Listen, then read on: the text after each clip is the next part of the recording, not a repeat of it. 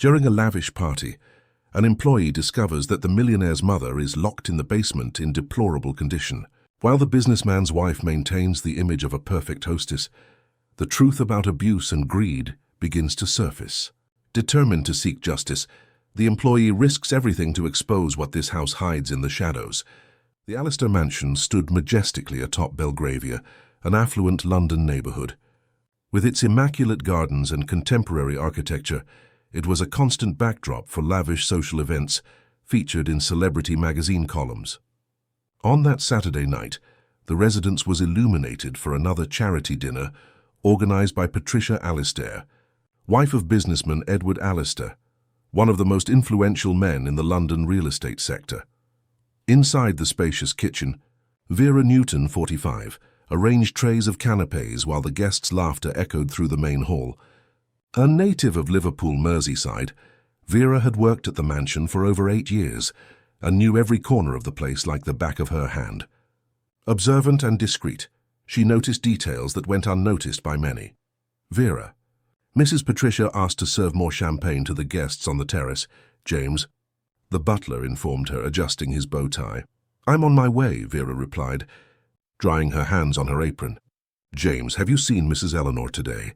It's been days since I found her to bring her afternoon tea." The butler averted his gaze, visibly uncomfortable. "Mrs. Patricia said she is resting. It seems she hasn't been feeling very well." Vera frowned. She hadn't seen Mrs. Eleanor, Edward's mother, and the mansion's former owner for almost a month. Since Patricia had taken over the running of the house, the 78-year-old lady's presence had become increasingly rare. The explanations were always vague. "She's resting. She didn't feel well. She went to visit a friend." Explanations that never fully convinced Vera. The housekeeper picked up the champagne tray and headed to the terrace where dozens of socialites in designer clothes chatted animatedly. In a corner, Patricia, in her red Valentino dress and glittering jewelry, captivated a small group with stories about her latest charity project for underprivileged children in the East End. "We're building an incredible cultural centre in the East End," she said, gesturing elegantly with her ring-laden hands. "It's our obligation as privileged individuals to give back to society." Vera passed by, offering glasses, and couldn't help but notice the contrast between Patricia's public image and her behaviour inside the house. The generous philanthropist on camera was the same woman who treated staff with coldness and arrogance when the doors closed. After service, while the guests dined in the grand hall, Vera took the opportunity to quickly check Mrs. Eleanor's room on the second floor. She found the room empty, the bed made as if no one had used it for weeks. On the bedside table, the high blood pressure and diabetes medications that the lady took religiously were untouched, covered by a thin layer of dust. Something was wrong. Very wrong. The next day, with the mansion quieter after the event, Vera decided to investigate further. Edward was travelling on business in New York, as often happened, leaving Patricia in charge of the house and his mother. The employee began searching in less used rooms until a detail caught her attention. The door leading to the basement, normally unlocked, had a new padlock. "We're storing valuable antiques down there," Patricia explained when Vera questioned her about the padlock. "I don't want staff going down unsupervised." "Understood." The threatening tone in her employer's voice only increased Vera's suspicions. That night she waited for everyone to sleep, and using a master key she had kept for years, managed to access Edward's office. There, after discreetly rummaging through some drawers, she found what she was looking for, the basement key, hidden at the bottom of a Cuban cigar box. With her heart pounding and treading as silently as possible, Vera descended the stairs of the sleeping house. The clock marked 2:15 a.m. The bluish moonlight entered through the high windows, casting long shadows down the corridor. Upon reaching the basement door, she hesitated for a moment, took a deep breath and inserted the key into the padlock, which opened with a metallic click. The air in the basement was damp and heavy. Vera turned on her phone's flashlight, partially illuminating the environment. What was once a well-organized wine cellar had been transformed into something that chilled her blood. In the furthest corner, on a thin mattress, lay Mrs. Eleanor, curled up like a frightened child.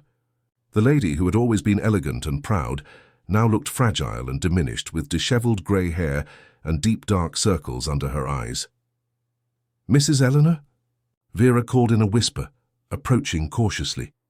The elderly woman raised her eyes, taking a few seconds to recognize her. When she finally did, she gripped Vera's hand with surprising strength.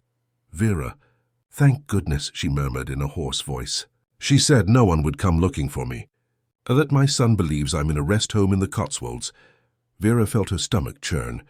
The basement walls were damp, the air was stuffy, and the small space improvised as a room had only the mattress, a bucket for a toilet, and a tray with leftover food.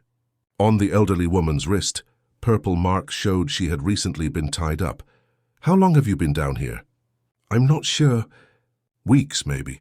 "The days blend together," Mrs. Eleanor replied, trembling. "She comes down once a day, brings food and water. Sometimes she forgets. She says I'm a nuisance, that Edward will be better off without my health problems disrupting their lives." Vera hugged the lady, feeling her tremble. How could a person do something so cruel? How could Edward not notice what was happening in his own home? "I'm going to get you out of here," Vera stated, determined. "No." Mrs. Eleanor held her arm tightly. "She'll find out. There are cameras everywhere. She'll say I stole jewelry, that you helped me. Patricia has Edward wrapped around her finger. He believes everything she says. We need proof, Vera, proof no one can deny." Vera reflected, knowing the elderly woman was right. Simply reporting wasn't enough. They needed irrefutable evidence. After all, it would be the word of two simple women against a powerful socialite, wife of one of London's wealthiest men. "I'll help you, I promise. But we need to be careful and strategic." Before leaving, Vera left fresh water and some hidden medications she had brought. She promised to return the next night and reluctantly had to lock the door again to avoid suspicion. As she climbed the stairs back to her room in the staff quarters, Vera felt the weight of the terrifying discovery. Behind the luxurious walls and charity parties lay a sordid truth.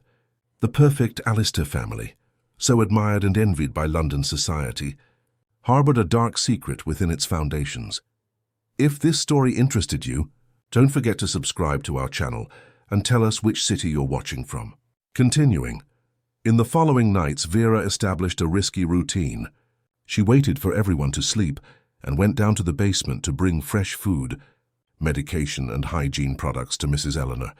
With each visit, she discreetly documented the situation with her old mobile phone. She photographed the precarious conditions of the place, the marks on the elderly woman's body, and the small space that served as an improvised prison. "I need to record all this to get help," Vera explained, as she photographed the bruised marks on Mrs. Eleanor's arms. "Do you remember when you were brought here?" The elderly woman frowned, trying to organize her fragmented memories. It was after that argument about the will. Edward had traveled to Chile. "Patricia said I needed to sign some documents for my husband's estate," she recounted in a weak voice. "When I refused to transfer the Brighton holiday home into her name, she became furious. That night she put something in my tea. I woke up down here." Vera felt a shiver. Patricia's calculated cruelty was terrifying.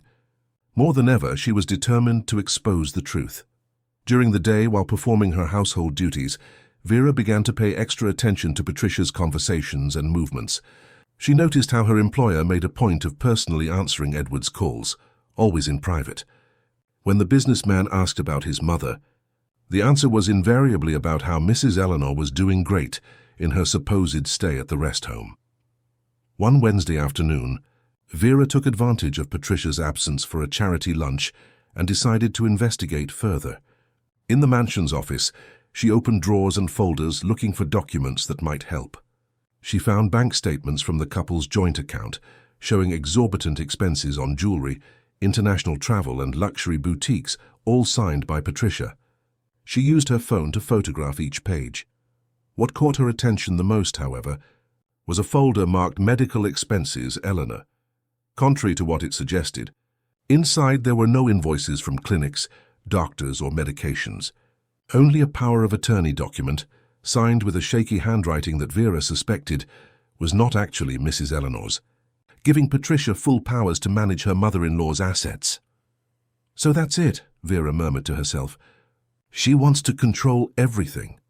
Hastily, she photographed the document and put everything back in its place. When she was almost finished, she heard the characteristic sound of the main door's lock. Patricia had returned early. Vera quickly put her phone in her apron pocket and left the office, pretending to clean the adjacent corridor. "What are you doing here?" Patricia asked, suddenly appearing in her impeccable suit and suspicious expression. "Just cleaning, madam. Dust accumulates quickly in these corridors," Vera replied, trying to keep her voice steady. Patricia watched her for a few seconds, eyes narrowed. "The office is a restricted area, you know that. Only take care of the rooms assigned to you." "Yes, madam, sorry." As she walked away, Vera could feel Patricia's penetrating gaze on her back. She needed to be more cautious from then on. That night, after documenting another visit to the basement, Vera sat in her small room in the staff quarters and organized all the evidence she had collected. She created separate folders on her phone, one for photos of Mrs. Eleanor, another for financial documents, and a third for the suspicious power of attorney. She was building a solid case but knew she needed more. She then remembered Sophia, her niece who worked as an intern at a law firm specializing in elder rights. She sent a message asking for guidance, without revealing specific details. The next morning, Sophia replied with a list of institutions that could help, including the contact of a social worker from the Social Services Department named Dr. Rebecca Hayes. Vera waited for her day off, a Thursday, to visit the Social Services Department in central London. The simple building contrasted sharply with the luxury she was used to seeing in the mansion. After briefly explaining her situation at the reception, she was directed to a room where Dr. Rebecca received her. "So you believe an elderly woman is being held in private captivity?" asked the social worker, a woman of approximately 50 with graying hair and a serene yet firm gaze. "I don't believe it, I'm sure of it," Vera replied, taking out her phone. "I have proof." She showed photos of Mrs. Eleanor, the basement, the financial documents, and the power of attorney. With each image, Dr. Rebecca's expression grew more serious. "This is extremely serious, Vera.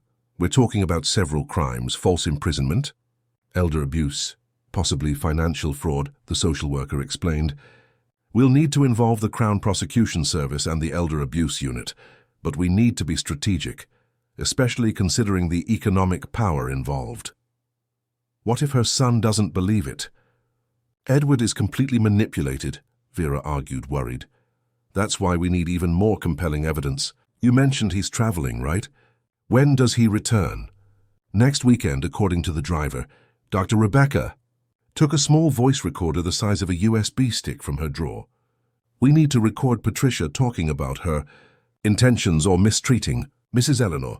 This device is discreet and has battery for 72 hours of continuous recording." Vera looked apprehensively at the device, understanding the risk she would be taking. "If Patricia found out, I'm scared," she admitted. "She has influence, she knows powerful people.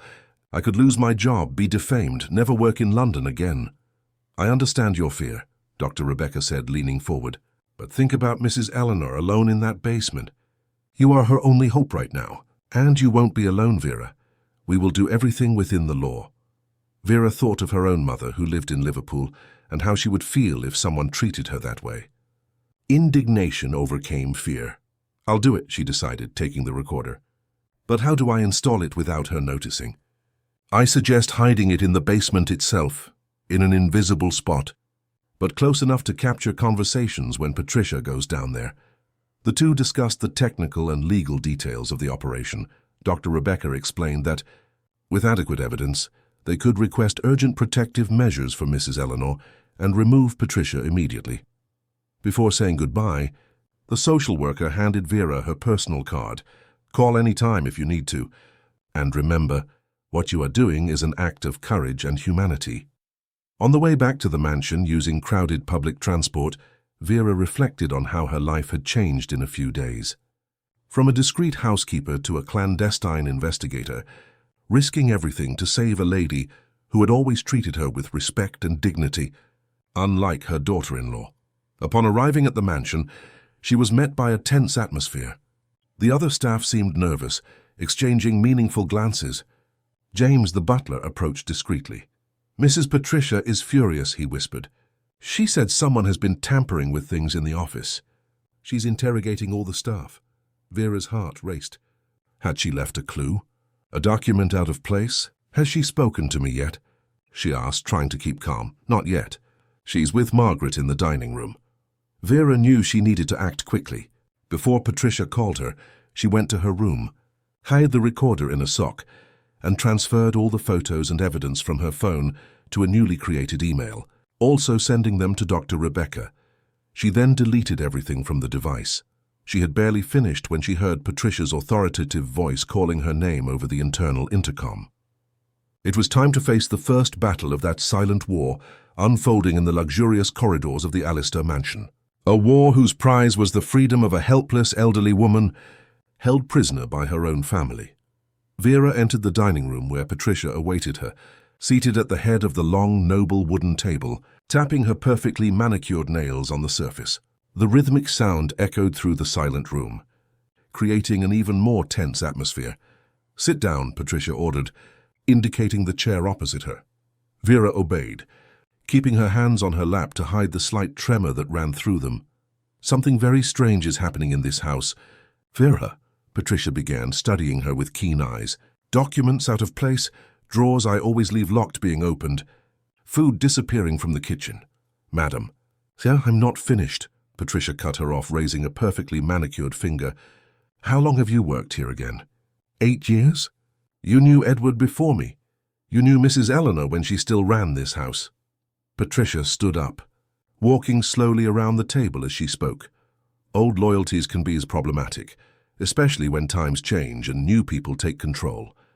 Stopping behind Vera, she placed her hands on her shoulders in a gesture that seemed friendly, but conveyed a clear threat. "You were very fond of Mrs. Eleanor, weren't you? Perhaps you're wondering why she's taking so long at that clinic in the Cotswolds." Vera swallowed hard. Patricia knew she suspected something. "I merely perform my duties, madam. It's not my place to question family decisions." Patricia let out a dry laugh and sat back down, staring directly at Vera. "You know what I admire most about you, Vera? Your discretion. I hope you continue to be so. This house has many cameras, did you know? Not all of them visible." The veiled threat hung in the air like dense smoke. Vera maintained a neutral expression despite her racing heart. "You may go now," Patricia dismissed her. "Oh, and if by any chance you've found any information you shouldn't have, it would be wise to forget it. Housekeepers are easily replaceable in London." Leaving the room with controlled steps, Vera felt the weight of Patricia's gaze on her back. The situation had become even more dangerous, but also more urgent. She needed to install the recorder that same night. Later, taking advantage of Patricia's absence for a dinner with friends, Vera went down to the basement again. Mrs. Eleanor was more despondent than ever. "She was here today," the elderly woman whispered, trembling. "She said Edward returns on Saturday and that she's going to transfer me somewhere far away. She spoke of a clinic in the Scottish Highlands where no one will be able to find me." The despair in the lady's eyes made Vera act faster. She showed the small recorder. "I'm going to install this here. It will record everything she says. It's our chance to get concrete proof." Looking carefully around, she identified a small opening between the bricks in the wall, partially hidden by a shelf. It was perfect. The spot would capture sound without being easily visible. With agile fingers, she positioned the device and activated it. "Now we need to wait for her to come here and talk more about her plans," Vera explained. "What if she finds out?" Mrs. Eleanor asked, her voice trembling with fear. "She won't find out. And even if she suspected, she wouldn't imagine we have outside help." She comforted the elderly woman as best she could before discreetly returning to her quarters. That night she barely slept, worried about the threatening conversation with Patricia and anxious for Edward's return. The next morning, the mansion entered a frenzy of preparation. Edward was returning a day earlier than expected, and Patricia demanded perfection in every detail. Vera used the commotion to observe and listen. During the staff lunch, she realized she wasn't the only one who suspected the official story about Mrs. Eleanor. "I find it very strange that no one has received a call from her all this time," commented Margaret, the cook lowering her voice. "When my mother was hospitalized last year, she called almost every day. "I caught Mrs. Patricia rummaging through Mrs. Eleanor's jewelry last week," added Julianne, the housemaid. "When I asked if she needed help, she said she was just organizing for when her mother-in-law returned." Vera saw potential allies there. Carefully, without revealing everything she knew, she began to probe. "Do you really believe Mrs. Eleanor is in a clinic?" The glances exchanged among the staff said everything. No one believed it, but everyone feared questioning. If, hypothetically speaking, she wasn't there, where do you think she could be? Vera insisted. It was James who finally verbalized the collective suspicion. "Something strange is happening in that basement." Mrs. Patricia changed the lock, installed that padlock, and forbade anyone from going down. "She says they are valuable antiques, but I've never seen any antique dealer come to appraise anything." Vera knew she needed to act with extreme caution. Revealing too much could jeopardize not only her plan, but also the safety of Mrs. Eleanor and the other staff. "If we find something concrete, we need to stick together," she simply said, receiving discreet nods of agreement. On Friday, Edward finally arrived. Tall, with graying temples and an elegant demeanor, the businessman seemed genuinely happy to return home after weeks of travel. Patricia greeted him with a calculatedly affectionate kiss in front of the staff, while whispering something in his ear that made him frown momentarily. During dinner, Vera remained attentive while serving the dishes. Edward asked about his mother. "How is Mum? It's been almost a month since I last spoke to her." Patricia, without losing her composure, gently touched her husband's hand. "She's progressing well, darling. The doctors recommend minimal contact with the outside world during treatment. Something about emotional stimuli hindering the therapeutic process." She paused dramatically. "Do you know how your mother was after that episode of confusion? We need to follow medical recommendations strictly." Edward nodded, apparently convinced. Vera felt her stomach churn at the ease with which Patricia manipulated the situation. Later that night, when everyone had retired, Vera made a risky decision. She lightly knocked on the office door where Edward was working. "Excuse me, sir. May I speak with you for a moment?" Edward looked up from the documents he was analyzing, surprised by the interruption. "Of course, Vera, is there a problem?" She closed the door behind her, gathering courage. "It's about your mother, sir. I'm worried." The businessman frowned, placing his pen on the table. "What do you mean?" "Patricia told me she's fine, just undergoing intensive treatment." "Mr. Edward, with all due respect, your mother is not in the Cotswolds." The statement hung in the air for a few seconds. Edward watched her with an indecisive expression, between disbelief and concern. "What are you implying, Vera?" "I'm not implying, sir. I'm stating, your mother is here in the mansion." "In the basement?" Edward stood up abruptly, his face contorted in a mixture of anger and confusion. "That's absurd. Why would you say something like that? Patricia has taken care of everything, keeping in contact with the doctors, organizing—" "Sir," Vera interrupted, something she had never done before. "I saw Mrs. Eleanor, with my own eyes. She is locked in the basement, without access to her medications, practically abandoned. She has marks of mistreatment." Edward ran a hand through his hair, visibly perturbed. "No, that doesn't make sense. Why would Patricia—" "Perhaps you should ask about the power of attorney your wife obtained, giving her control over your mother's assets." That seemed to hit Edward like a physical blow. He sat down again, stunned. "Do you have proof of these serious accusations, Vera? Because if not—" The implicit threat was clear. Without concrete proof, it would be her word against Patricia's, and Vera knew well whom Edward would choose to believe. "I can show you where she is," Vera offered. "Right now." Edward hesitated, the internal conflict visible on his face. Finally, he stood up. "Let's go, then. And if this is some kind of mistake or manipulation on your part, Vera, the consequences will be serious." As they walked in silence through the corridors of the sleeping mansion, Vera prayed that Mrs. Eleanor would be awake and lucid enough to confirm her story. Upon reaching the basement door, Edward looked suspiciously at the padlock. "Why is there a padlock here?" "That's exactly what I asked myself, sir." At that moment, a cold voice sounded behind them. "What's going on here?" Patricia stood in the corridor wearing a silk robe, arms crossed and a furious expression. "Edward, what is this woman telling you?" The businessman looked from his wife to the housekeeper, clearly divided. "Vera made a serious accusation, Patricia. She says my mother is locked down here. Patricia's laughter echoed through the corridor, too loud, artificial. That's ridiculous. Your mother is at the clinic, as you well know. This woman is obviously trying to cause trouble. Then you won't mind if we open the basement and check, Vera challenged. Patricia narrowed her eyes. Edward, are you going to believe a housekeeper or your wife? The businessman hesitated, doubt growing in his eyes. Open the basement, Patricia, he finally asked, just to settle this matter. This is absurd! We don't have to prove anything to a staff member. It's not for her, it's for me, Edward insisted, extending his hand. The key, please. The silence that followed was deafening. Patricia shot a look of pure hatred at Vera, but her voice regained its artificial sweetness as she addressed her husband. Darling, you're tired from your trip. You're not thinking clearly. Tomorrow we can discuss this and the key, Patricia, now. Faced with Edward's unusual firmness, Patricia changed tactics. I don't have the key with me. It's in the safe in the bedroom. Let's get it tomorrow morning, calmly, and clear up this misunderstanding.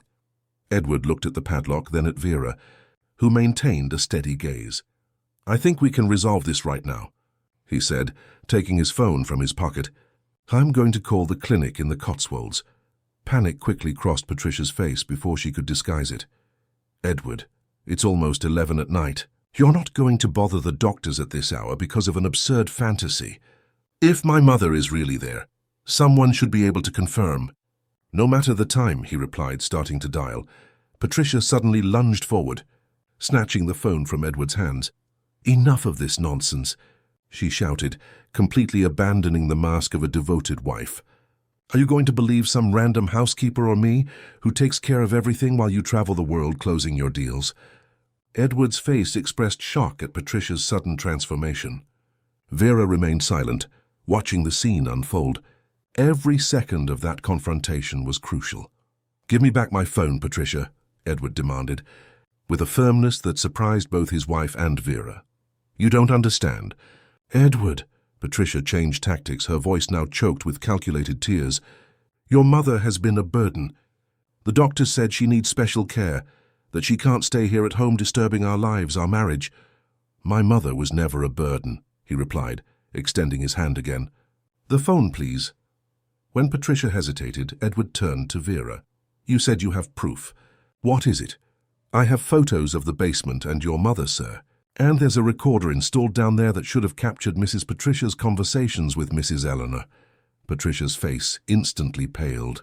You entered my house, rummaged through my belongings, installed spying devices. I did what was necessary to protect an elderly lady who was being mistreated, Vera replied, keeping her voice firm despite the fear she felt in the face of Patricia's growing fury. Edward, visibly disturbed by the revelations, made a decision. Let's end this now. I'm calling a locksmith to open this padlock. No, Patricia screamed, desperation evident. You can't do that. I'm your wife, and she's my mother, Edward simply replied. As he walked away to make the call, Patricia grabbed Vera's arm tightly, nails digging into her skin. You'll regret this, she whispered. I have friends in influential places. I'll destroy your life. You'll never get a job in London again, not even as a cleaner. Vera did not back down. Do what you want with me. The truth will come out anyway. The locksmith arrived in less than 30 minutes. During the tense wait, no one spoke a word. Edward remained by the basement door, as if fearing that some evidence might disappear if he moved away. Patricia, for her part, kept a few feet away, arms crossed and a furious gaze alternating between her husband and the housekeeper.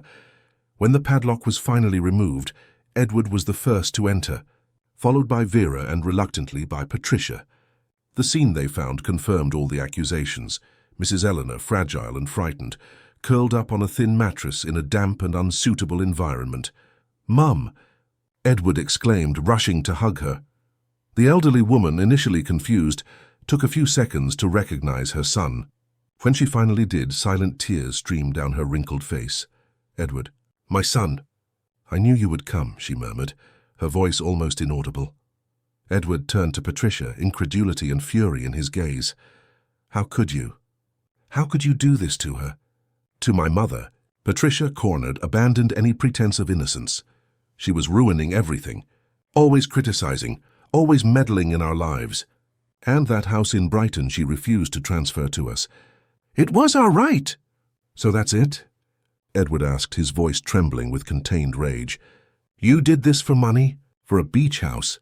Don't be a hypocrite, Patricia retorted. You always complained about how she interfered in our decisions, how she wouldn't let you grow up. I just did what was necessary for our future. Edward shook his head as if he couldn't comprehend the extent of his wife's cruelty. Vera, please help my mother up. I'm calling a doctor immediately. As Vera helped Mrs. Eleanor out of that dark place, she remembered the hidden recorder.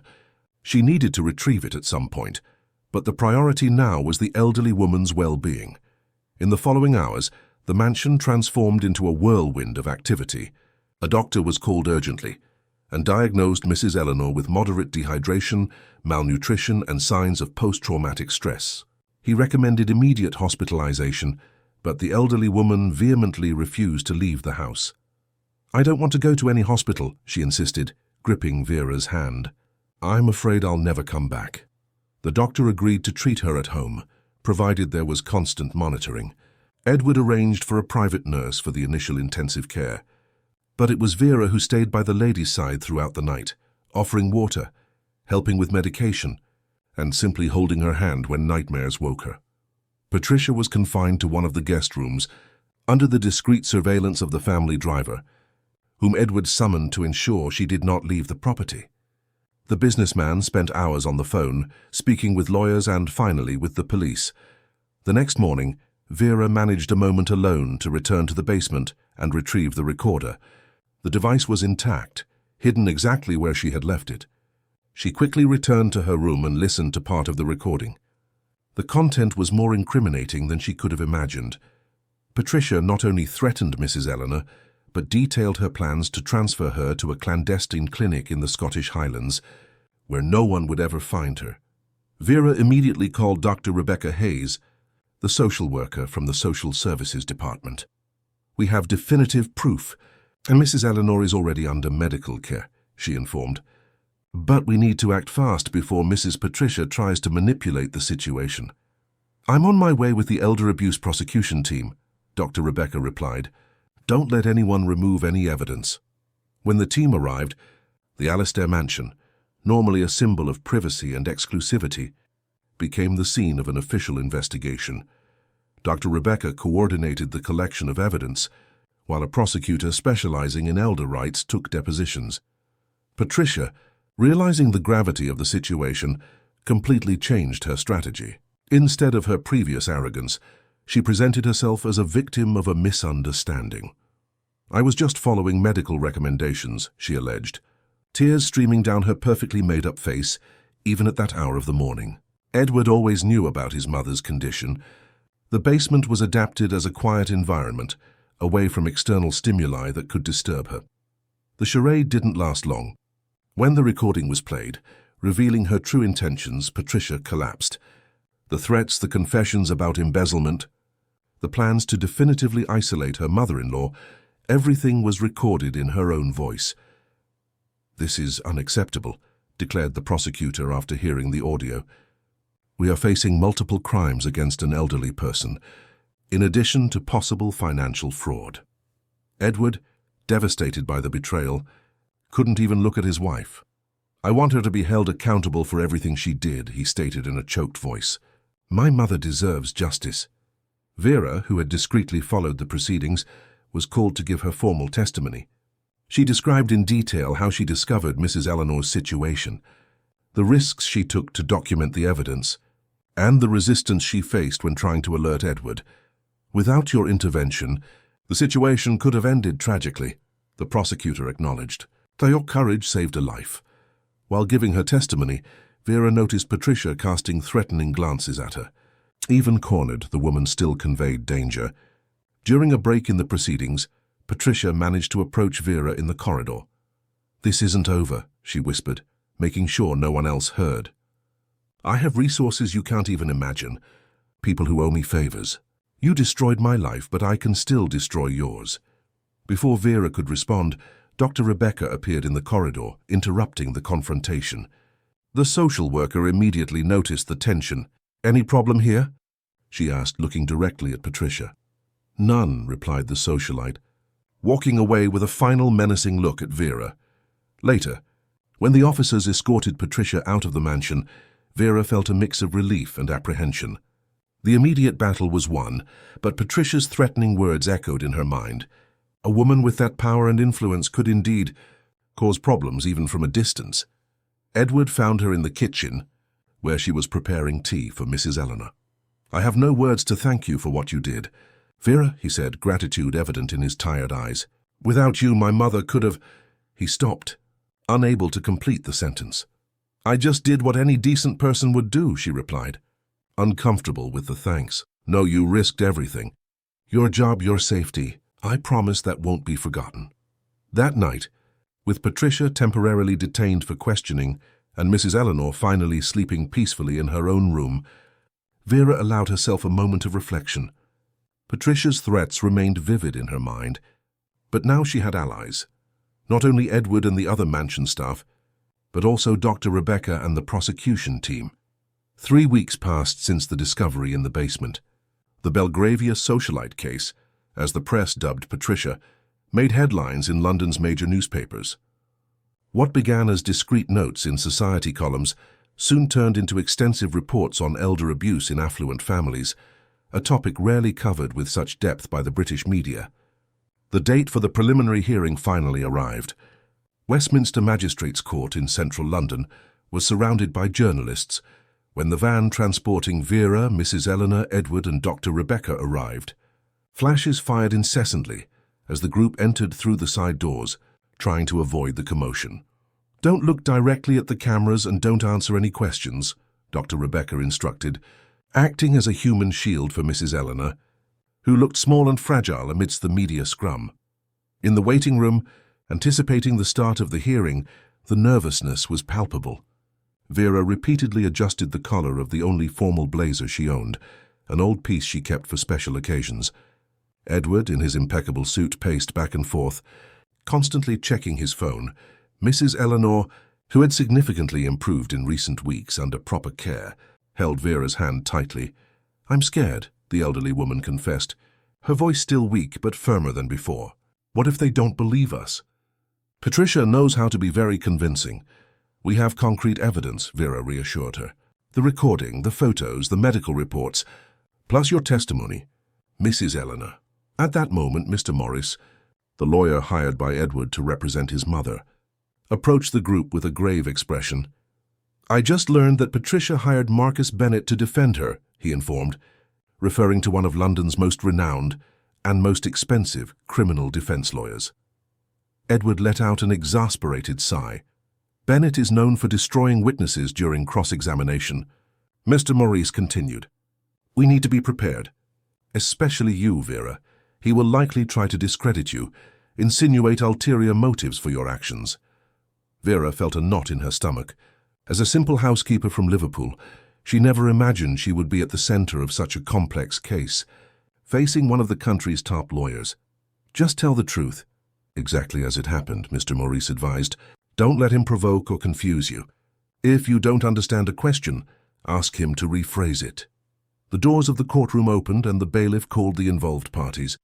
Upon entering the formal chamber, with its dark wood and the British flag in the background, Vera spotted Patricia seated next to her lawyer. Impeccably dressed in a discreet navy blue suit, very different from the flashy clothes she usually wore, she maintained a serene, almost victimized expression. Upon seeing the group enter, she flashed a brief smile at Edward, who averted his gaze. Judge Helen Vance, a woman of approximately 60 with grey hair pulled back in a severe bun, entered the room. Everyone stood in respect. After the initial formalities, the proceedings began with the reading of the accusations: elder abuse, false imprisonment, psychological violence, and possible financial fraud. Before we proceed, the judge declared, I want to make it clear that this court is not impressed by social status or economic power. The law applies equally to everyone, regardless of postcode. The prosecutor, Dr. Louise Mitchell, presented the case, displaying photographs of the basement, medical reports detailing Mrs. Eleanor's condition when she was found, and bank statements showing Patricia's exorbitant expenses contrasting with the absence of expenses for her mother-in-law's care. Your Honor, the prosecutor concluded, we are facing a classic case of abuse against an elderly person driven by greed. Mrs. Patricia Allister, taking advantage of her husband's frequent absence and her mother-in-law's vulnerability, deliberately isolated Mrs. Eleanor with the aim of controlling her assets. When it was the defense's turn, Mr. Bennett stood up with the confidence of someone who had won hundreds of difficult cases. Tall, with graying temples and Italian-framed glasses, he exuded authority. Your Honor, what we have here is a tragic misunderstanding, he began, his grave voice filling the room. My client, motivated only by genuine concern for her mother-in-law's health, adapted an environment on the lower floor of the residence following medical recommendations for patients with an initial stage of dementia. A murmur of indignation ran through the room. Mr. Maurice immediately stood up. Objection, Your Honor. There is no medical report in the records proving this supposed diagnosis of dementia. Sustained, the judge declared. Mr. Bennett, stick to the documented facts. The defense strategy quickly became clear: to portray Patricia as a devoted daughter-in-law who was merely trying to protect Mrs. Eleanor, including from herself. Bennett suggested that the elderly woman had episodes of confusion and tendencies to wander around the house at night, posing a risk to her own safety. When it was time for testimonies, Mrs. Eleanor was the first to be called. With hesitant steps leaning on a cane, she walked to the witness chair. During her emotional account, she described how Patricia gradually isolated her, first discouraging visits from friends, then limiting her access to parts of the house, until finally confining her in the basement, after an argument about transferring the beach house. During cross-examination, Mr. Bennett was relentless, trying to confuse her with questions about dates and sequences of events. At one point he insinuated that she might have compromised memory. Mr. Counsel, the judge intervened, final warning, I will not allow deprecating insinuations against the witness without technical foundation. When Vera was called, she felt all eyes in the room on her. With slightly trembling hands but a steady voice, she recounted in detail how she discovered Mrs. Eleanor's situation, the evidence she collected, and the confrontation with Patricia. And why didn't you immediately contact the authorities? Mr. Bennett questioned during cross-examination. Why resort to clandestine methods like secret recordings? Because we needed concrete evidence, Vera replied, looking directly at the lawyer. A housekeeper accusing her employer without evidence would be ignored. Her word against mine. Bennett smiled condescendingly. Or perhaps there was another motive. Perhaps resentment. After all, you worked for Mrs. Eleanor for years before Edward and Patricia's marriage. Wouldn't it be natural to feel diminished when a new lady took command of the house? Objection, exclaimed Mr. Maurice. Speculation about the witness's motives. I will rephrase, Bennett said without missing a beat. Mrs. Newton, isn't it true that you had a very close, almost familial relationship with Mrs. Eleanor, and that this relationship changed dramatically with the arrival of my client?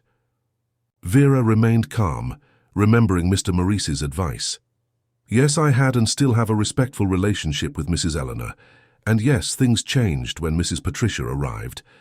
But that has no bearing on what I found in the basement, Bennett continued, trying to characterize Vera as a resentful employee, driven by envy and a desire for revenge. He insinuated that she might have misinterpreted the situation, that the basement was merely a temporarily adapted environment, while a more suitable room was being prepared for Mrs. Eleanor. When it seemed that Vera was finally succumbing to the pressure of the interrogation, the judge intervened. Mr. Bennett, I believe the tenor of the testimony is clear. Let's proceed. The crucial moment of the hearing arrived when the prosecutor presented the recording obtained by Vera. Patricia's voice, clear and unmistakable, echoed through the room. You'll stay quiet here until I decide what to do with you. Edward will never believe a confused old woman. I'm already arranging a place far away, where no one will find you. That house in Brighton will be mine, whether you like it or not. A heavy silence fell over the room when the recording ended. Even Mr. Bennett seemed momentarily speechless. The judge, with a grave expression, made some notes before looking directly at Patricia. Would the defense like to comment on the content of the recording? Bennett quickly recovered, claiming that the recording could have been edited or manipulated, and that it would need to be submitted for technical expert analysis. The judge agreed to the analysis, but determined that, until the conclusion of the investigations, Patricia would be prohibited from approaching Mrs. Eleanor or any witness in the case.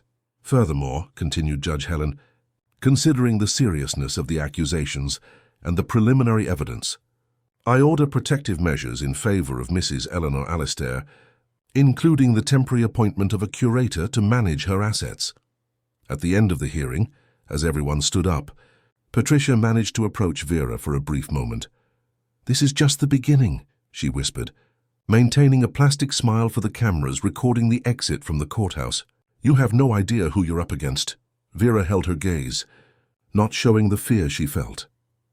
"Neither do you," she simply replied before joining Mrs. Eleanor and Edward, who were waiting near the door. At the exit of the courthouse, a small crowd of journalists awaited. Flashes fired incessantly, microphones were extended, questions shouted simultaneously. Mr. Morris served as spokesperson, making a brief and controlled statement. The family appreciates the concern, but asks for respect for their privacy at this delicate time. We fully trust in the British justice system and hope that the truth will prevail. Inside the car that took them back to the mansion, Mrs. Eleanor held Vera's hands. "Thank you," she said simply, her tear-filled eyes conveying more than words could express. Edward, observing the scene in the rearview mirror, made a silent promise to himself. He would never again allow his mother or Vera to suffer because of his misplaced trust. The price of that trust had almost been too high. That night, as the Alistair mansion gradually resumed a quieter routine, Vera received a message from Dr. Rebecca. "Be careful. I've received information that Patricia has hired private investigators. They may be trying to find something in your past to use against you in the next hearing." The battle, as Patricia had warned, was just beginning. In the weeks that followed the preliminary hearing, the Alistair mansion underwent a silent transformation. Heavy curtains were replaced by light fabrics that allowed natural light to enter. Previously closed rooms were opened and renovated, and most notably, the basement was completely refurbished, becoming a playroom for donations to community nurseries, as if the family sought to exorcise the ghosts of that space. Vera continued working at the house, but her position had changed drastically. From a simple housekeeper, she became a kind of companion and confidant to Mrs. Eleanor. Edward insisted on increasing her salary and offering her a larger, more comfortable room, acknowledging that he owed her much more than he could express materially. One sunny Saturday morning, as Vera helped Mrs. Eleanor with her physical therapy exercises in the garden, Edward appeared with a worried expression. "We need to talk," he said, indicating the gazebo near the rose bushes. "I just received a call from Mr. Morris." The two women exchanged apprehensive glances before following the businessman. Since the hearing, Patricia had maintained a surprisingly low profile. The threats she had made seemed to have been mere empty words from a desperate woman, or so they hoped. "It seems Patricia wasn't bluffing," Edward began, as soon as they sat down. "Mr. Maurice found out that she hired a team of private investigators to scour all our pasts, especially yours, Vera." "What could they find?" Vera asked, trying to remain calm despite her racing heart. "My life has always been about work and taking care of my family in Liverpool. It's not always necessary to find something real," Edward explained. "Sometimes it's enough to distort innocent facts to create a damaging narrative." Mrs. Eleanor, who had been recovering not only her physical health, but also her strong personality, interjected, "We will not be intimidated. If Patricia wants a war, we will give her one. I've lived in fear for too long." That same afternoon, Mr. Morris visited the mansion, bringing even more worrying news. The investigators had interviewed Vera's former employers in Liverpool, neighbours of her family, and even staff at the bank where she maintained a modest account. "They are clearly looking for any irregularity, an undeclared payment, an old argument with an employer, anything that could tarnish your reputation," the lawyer explained. "It's a common tactic in high-profile cases to discredit the main witness." "But why?" Mrs. Eleanor questioned. "The evidence is irrefutable. The recording, the photos, my own testimony. Because if they manage to cast doubt on Vera's character, They can suggest that everything was an elaborate conspiracy, Mr. Morris replied. Imagine the scenario. A resentful housekeeper manipulates a confused elderly woman to incriminate the employer she envied. The description, though absurd to those who knew the truth, sounded plausible enough to create doubt in a court of law. Vera felt the weight of those words. Her simple life, until then protected by anonymity, was being exposed and potentially distorted. I have nothing to hide, she stated, more to herself than to the others. We all have something that, out of context, can seem suspicious, Mr. Maurice pondered. The important thing is to be prepared. The following week, the first biased article appeared in a sensationalist newspaper. Housekeeper who reported socialite had been fired for inappropriate behavior in previous job. The report, clearly planted, distorted a situation from 10 years ago, when Vera had had a disagreement with an employer who refused to pay her employment rights. Dr. Rebecca, the social worker, who had become an ally and friend, appeared at the mansion that afternoon, bringing not only the newspaper, but also a plan. This is just the beginning, she warned. They will try to destabilize you before the final hearing. We have to anticipate them. The plan was simple, but bold. An exclusive interview with Vera, Mrs. Eleanor and Edward for a major media outlet, telling the whole story from their point of view, before Patricia's narrative gained traction. I don't know if I can do that, Vera confessed, apprehensive about the idea of exposing her life on national television. I've never liked attention. Precisely because of that, your testimony will have even more strength, Dr. Rebecca argued. The public will see a simple woman without pretensions who risked everything to do what was right. After long discussions, they decided to go ahead with the plan. The interview was scheduled for the most-watched Sunday program in the UK. In the days leading up to it, Vera barely slept, reliving every moment of those past months and fearing forgetting important details or, worse, freezing in front of the cameras. When Sunday finally arrived, the production team transformed the mansion's living room into an improvised studio. Lights, cameras, microphones. Everything seemed intimidating to Vera, who wore a simple yet elegant dress, specially chosen for the occasion. The presenter, a respected journalist known for her direct but ethical approach, conducted the interview with sensitivity. She began with Edward explaining his frequent absence due to business trips, followed by Mrs. Eleanor's emotional account of her gradual isolation, and finally Vera's discovery. What made you suspect something was wrong? The presenter asked. Vera, initially tense, found her voice as she recalled those first moments of suspicion. It was small things. The untouched medicines in the room, the basement door suddenly locked, the way Mrs. Patricia avoided any questions about Mrs. Eleanor. As the interview progressed, Vera gained confidence. She described in detail how she found the elderly woman in the basement, her deplorable state, and the difficult decision to investigate on her own before seeking outside help. Weren't you afraid of losing your job? Of being sued for invasion of privacy? The journalist questioned. Of course I was, Vera admitted, with a sincerity that resonated through the screen. But there was a lady of almost 80, locked in a damp basement, being deprived of her medication and dignity. How could I simply ignore that? The interview, scheduled to last 30 minutes, extended for almost an hour. At the end, the presenter asked the question that many viewers were probably asking themselves. After all this, Vera, do you regret getting involved? There was a moment of thoughtful silence before the answer. Not for a second. There are situations in life where doing nothing is the real transgression. The interview aired that night, and the impact was immediate. Social media exploded in support of Vera and Mrs. Eleanor, with thousands of messages of solidarity and hashtags like Shout Justice for Mrs. Eleanor and We Are All Vera.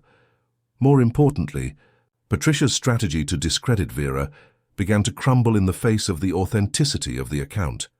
The biased articles that had begun to appear were quickly replaced by positive profiles about the unlikely heroine who defied power and influence to save a mistreated elderly woman. The morning after the interview, a surprise awaited at the mansion. Dozens of bouquets of flowers sent by strangers, letters of support, even children's drawings portraying Vera as a superhero. The public outpouring surpassed all expectations. It seems you've gained a fan club, Edward joked, visibly moved by the response. Among the correspondence, one letter in particular caught their attention. It was from the Municipal Department for Senior Citizens, inviting Vera to join an advisory committee on policies for the protection of the elderly. Look at that, Mrs. Eleanor commented, her eyes welling up. From housekeeper to municipal advisor. That's quite a turnaround. Vera smiled shyly. The transformation in her life seemed almost unreal. As the final trial approached, tension grew again. Despite public support, Patricia still had considerable financial resources and a brilliant lawyer. The legal battle would still be difficult. On the eve of the decisive hearing, Vera was organizing some belongings in her room when Edward gently knocked on the door. "May I come in?" he asked, visibly nervous. "Of course, sir. Please, after everything we've been through, I think we can drop the formalities." "It's Edward, just Edward." He entered, carrying a folder of documents and a small package. "Vera, no matter what happens tomorrow in court, I want you to know that my gratitude for you is eternal," he began, sitting on the edge of the bed. "You saved my mother when I failed to protect her. You were being manipulated," Vera corrected herself. "Patricia was very convincing. Still, I should have noticed. The signs were there." Edward opened the folder he had brought. "But I didn't come here to talk about the past, but about the future. These are the documents for a house I bought in Clapham. Small but comfortable, and in a quiet neighborhood. It's in your name." Vera's eyes widened, too surprised to respond immediately. "I can't accept that," she finally managed to say. "It's too generous, and I just did what was right." "It's not a payment, Vera, it's a guarantee. I know Patricia threatened to destroy your life, to make it impossible for you to find employment or housing in London. This house ensures that you will always have a place no matter what happens." The offer was tempting, but Vera hesitated. Her whole life had been guided by independence, by earning every little thing through the sweat of her own labor. "I need to think," she replied honestly. "That's fair," Edward agreed, leaving the folder on the dresser. "But know that the offer remains, whatever your decision." Before leaving, he handed her the small package he had brought. "This is from my mother. She insisted you have it before tomorrow's hearing." Alone again, Vera opened the package carefully. Inside was an antique silver brooch with small pearls, a clearly valuable and sentimental piece of jewelry. A note accompanied the gift, "To wear with me tomorrow. It was my grandmother's, then my mother's, now yours. Certain family traditions don't depend on blood, but on love. With eternal gratitude, Eleanor." The tears Vera had held back for so many weeks finally rolled freely. The next morning, the courthouse was even more crowded than at the first hearing. The interview had exponentially increased public interest in the case. Journalists jostled in the corridors, trying to capture the arrival of the involved parties. Patricia arrived first, escorted by her lawyer and 2 press assistants. Despite the circumstances, she maintained her usual impeccable posture, although her face showed the wear of the past few weeks. She completely ignored the questions shouted by reporters, quickly entering the courtroom. When Vera, Edward, and Mrs. Eleanor arrived, accompanied by Mr. Maurice and Dr. Rebecca, they were greeted with a spontaneous ovation from the public gathered in the corridor. Vera, discreetly wearing the brooch she had received, felt strengthened by that unexpected support. Judge Helen, perceiving the almost circus-like atmosphere the case had generated, opened the session with a severe warning.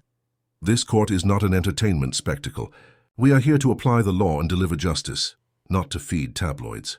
Any inappropriate demonstration will result in immediate removal from the room." The hearing proceeded with the presentation of the results of the technical expert analysis, conducted on the recording obtained by Vera.